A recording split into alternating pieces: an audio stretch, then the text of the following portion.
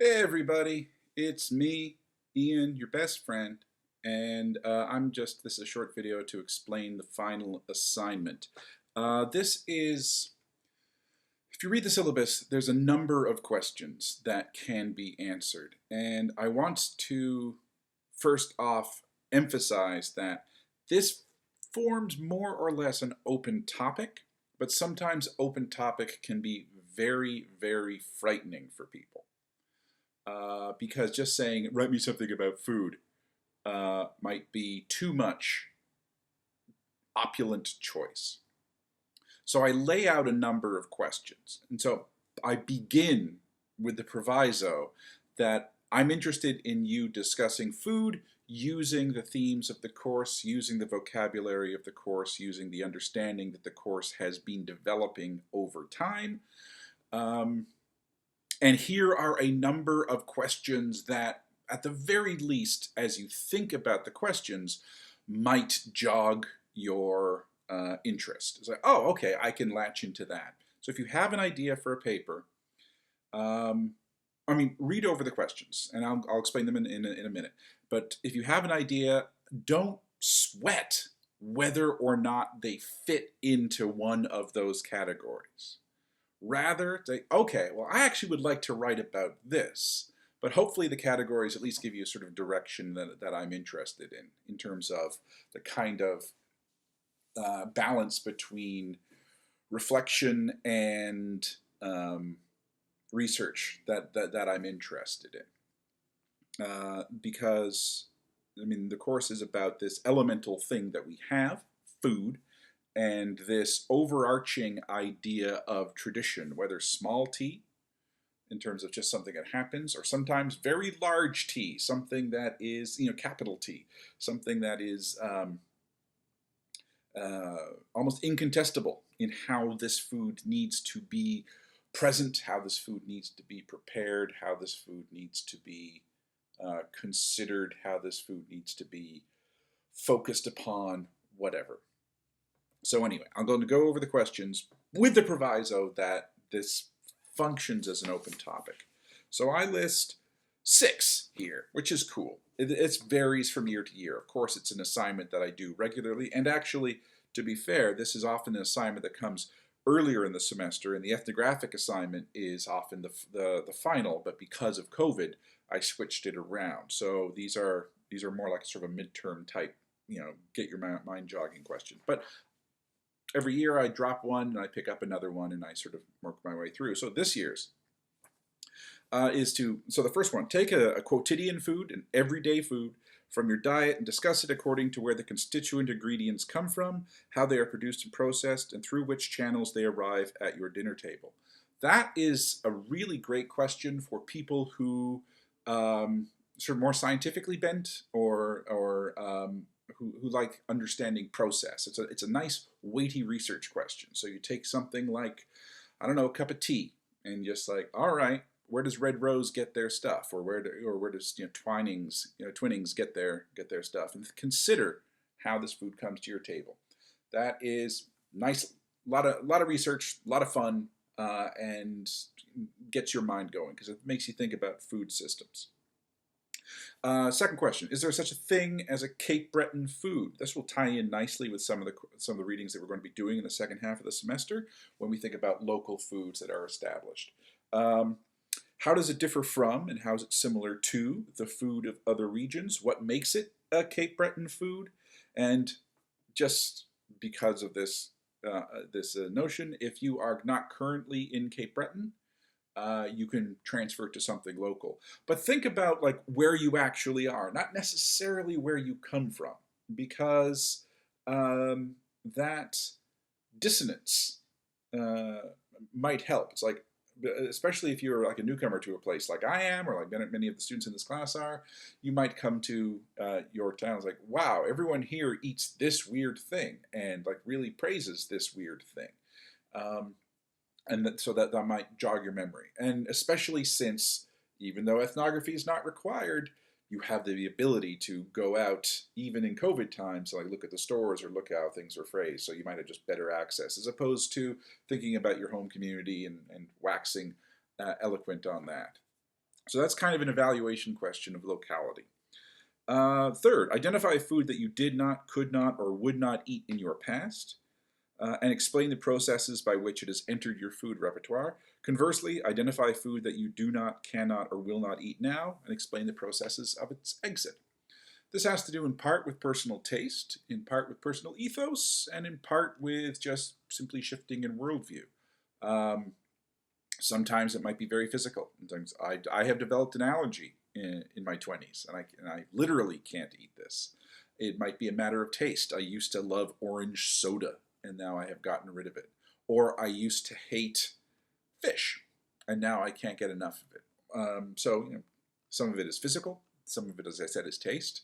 Some of it might be social, in that I used to eat hot dogs all the time, but then I have become, for a variety of reasons, I've become a vegetarian, and now I do not eat them. And so that's not necessarily a matter of um, physical taste, and in terms of its sensory thing, because you talk to vegetarians, and sometimes they remember liking the taste of meat, but it's an ethical thing. It's like to me, this no longer comprises food.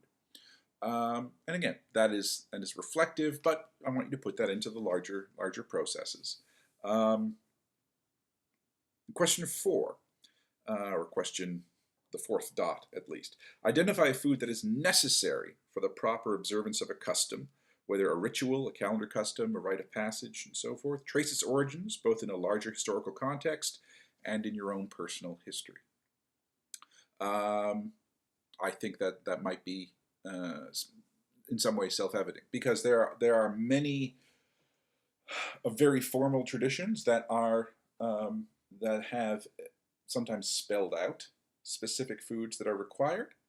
I think of things like the Seder, the Passover meal, or the expectations, not necessarily spelled out in religious texts, but things like food at Eid. It's a very elaborated expectation of having the large animal, the goat or whatever, and then giving giving a third to the poor and a third to your community or family and friends, and then a third for your family, and so that kind of symbolic aspect.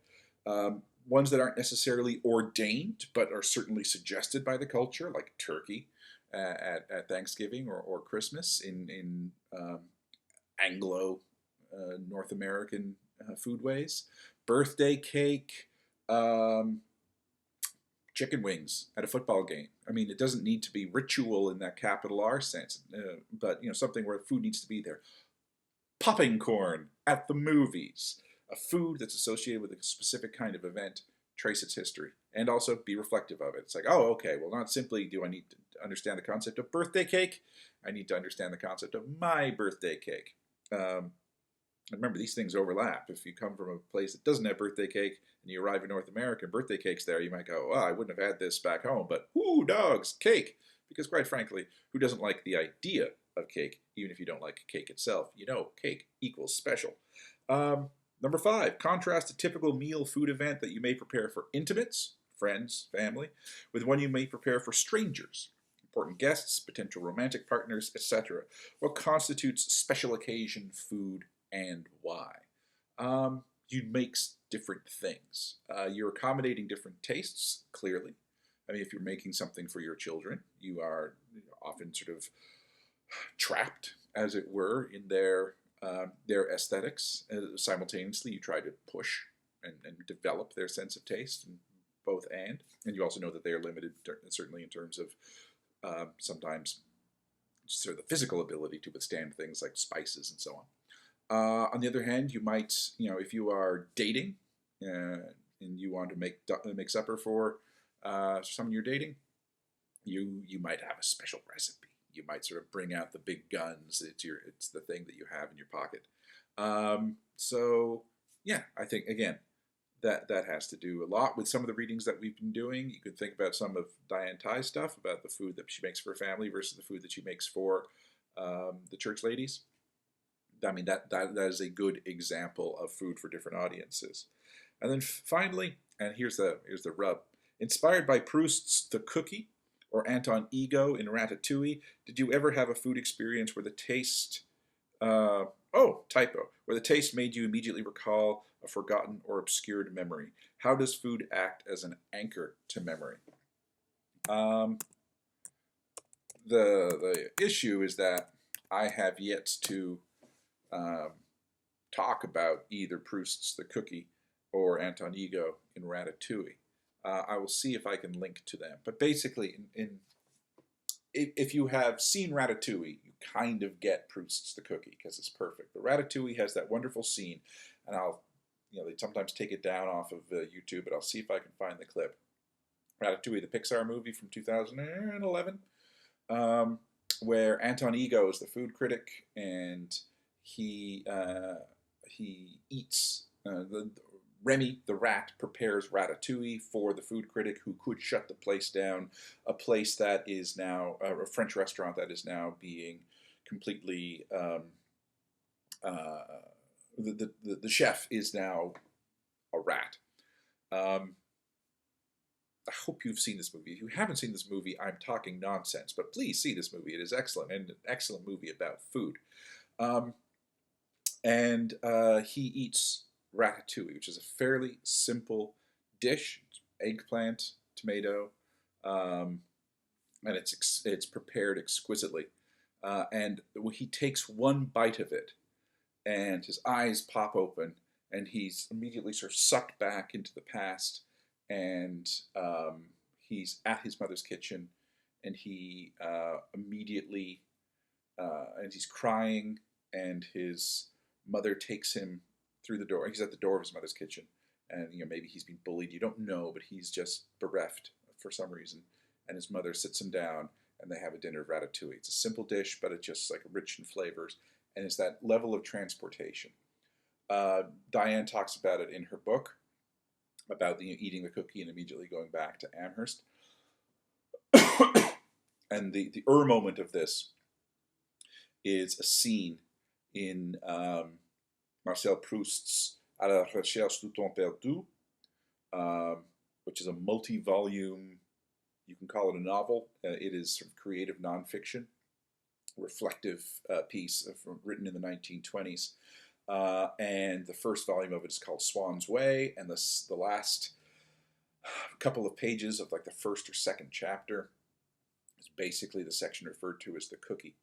And what happens is that he eats a madeleine that has been soaked in a little bit of a special tisane, a herbal tea, and the combination of the madeleine and the tea is immediately transports him back to his aunt's parlor at the house of his childhood. And once he has that root memory, everything comes flooding back. And this literally multi-thousand page novel is all basically a reflection of this time. À la recherche du temps perdu, in search of things past, at the remembrance of things past, in search of lost time, temps perdu, lost, and it's recovered in this moment.